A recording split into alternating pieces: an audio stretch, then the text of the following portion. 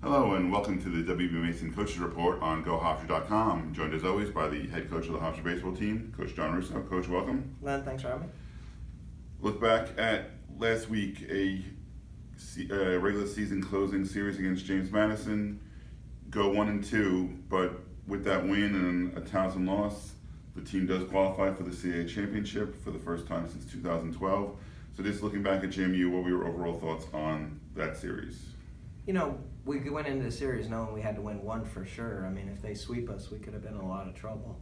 And, felt obviously one of our best shots was game one with Rooney. And, John went out and went 8 innings and gave us a great start and, gave us the win or chance to win. And then you had Weiss finishing out the 9th inning. And then, I like that we came out right away with Foster getting on base. Austin bunting him over, Mikey driving him in, and we scored one right in a hurry to get us a 1-0 lead, and it just makes you feel a lot better with with Rooney on the mound, and then got a big single from Tyler White to drive in a run there later, and I thought that was big to put us up 2-0, and then Rob drives in a double and drives in another 2 runs and gives a 4-run lead, and with Rooney on the hill, it gives you a pretty good lead. And then in game 2, we had a really good ball game. I mean, we were down, we tied it up, and then got down one more time and couldn't come back. But, got a great pitching performance from Matt Weishire that game, and I thought it was a really good, baseball game in general, just really well played by 2 teams. And then that night, Towson loses to Elon, and that clinches us for the CAA tournament. And I know you were watching, Stephen was watching, Alyssa's watching, everybody associated with Hofstra baseball. The team was at the house watching, I was watching, the coaching staff was watching, and so we had all knew that we clinched. And I just feel like, Saturday was just very hard for the team to engage and, get fired up for that game, knowing that we had made the tournament. And not that, we didn't play well. I thought Teddy Silas had as good of 5 innings as he's thrown all year. I mean, he had electric stuff.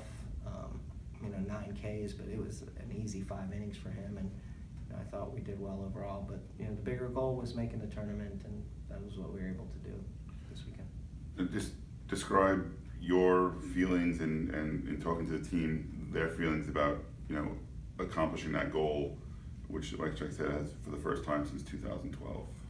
The thing is they were wanting to do it in game 2 of the doubleheader. It had it in our own hands. You have Michael James out there late, really battling, and he was. I know he took it super personally to be the guy at the end of the game to win it so we could clinch, and he had an adrenaline that he had different than what he'd had all year. And I just knew it was really important, obviously, to all of us. It's important to alumni. It's important to fans. It's important to parents. We get the history of Hofstra, and it's just been tough. It's hard to be Hofstra in this dynamic that we're in the CAA to make the tournament with.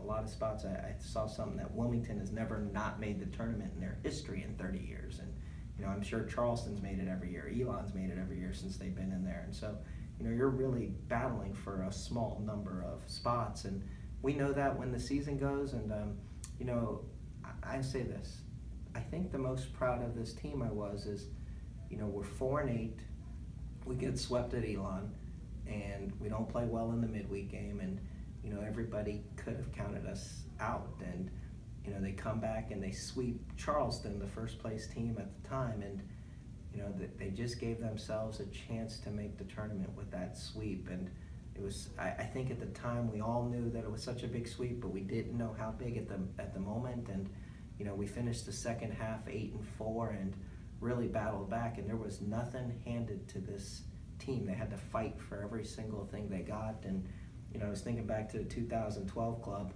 That team was never in danger. We were fighting for first place the whole year, and just to make the tournament, and was never in our thought process. This wasn't our thought process all year. We wanted to make the tournament, and when you're 4-8 and looking at the outside in from far away, this team could have quit very easily. Instead, they pulled off a great sweep at Charleston, another sweep at William Mary, and then won other games that they needed to win to make the tournament. And can't be more proud of that accomplishment.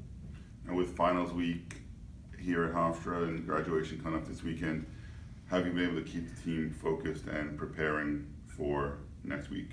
Yeah, the other hard part is the weather's been really bad, so we've only been able to really work indoors. And you know, I going into the tournament, I don't think you necessarily want to be off before having to play next Wednesday. And you know, we can find an opponent to play this coming weekend, but it definitely, I don't think, hurts us all that much. I mean, we got some banged up guys. I know, you know, Rooney and Weishire are a little bit in uncharted areas with their innings pitched and stuff, and you know, they could definitely use the week's rest going into a tournament. I think tournament is won with pitching. You know, whoever has, you know, the best pitching step up in depth. So to give our guys a little bit of a week rest at the end of the year, I think could be super beneficial to them. And you know, you miss that the hitters getting live swings off of pitching, but you know, hitting hasn't really been, you know, our forte all year. It's been now pitching and defense, and you know, we can get enough defensive work coming into this weekend. And you know, I feel like our guys have done nothing but work all year, and so getting hard work in at the cages, you know, in the weight room, ground balls in the bubble, doing all kinds of stuff. They're not going to let anything phase them in too much ways. Now, obviously, with this weekend still the regular season CAA wrapping up on Saturday, seeding is still to be determined, so we don't know our opponent yet, but we will play Wednesday. Is there a team that you are looking forward to playing, or anybody on the table? You know, I mean, there's a lot of different scenarios. Northeastern's at Delaware, so we could still move up a spot if things go right there. And then, you know, with the top of the bracket, you have Wilmington playing Charleston, you have Northeastern and Delaware playing, so you have 4 of the 6 teams in the tournament playing each other. So there's a lot of movement that could happen this weekend. And, you know, and the one team, Elon, is as good a team in the CAA as we saw. So, you know, there is no easy weekend ever in the CAA. There's probably not going to be an easy opponent to play in game 1. Everybody has, you know, a really good number 1 and number 2. Everybody has a good team. There's no breaks, but you know, to us, it's just a, you know, 1-game scenario. And then if the one thing I've liked, I have said this a few times about this team, is they're very good at being in the moment, and I think that's why we were able to sweep 2 opponents, is they never looked too far ahead. I think once we got swept, they never really looked too far back, and so you know, this team's been a good job of just being in the moment, and I think a tournament scenario will be really good for us, of just having to focus on one thing and not to have to worry about 6 other factors that could come into play. All right, Coach. CAA Championship gets underway next Wednesday at Eagle Park in Harrisonburg, Virginia. You can find all the info on GoHofstra.com, and you've been watching the W. Mason Coach Report.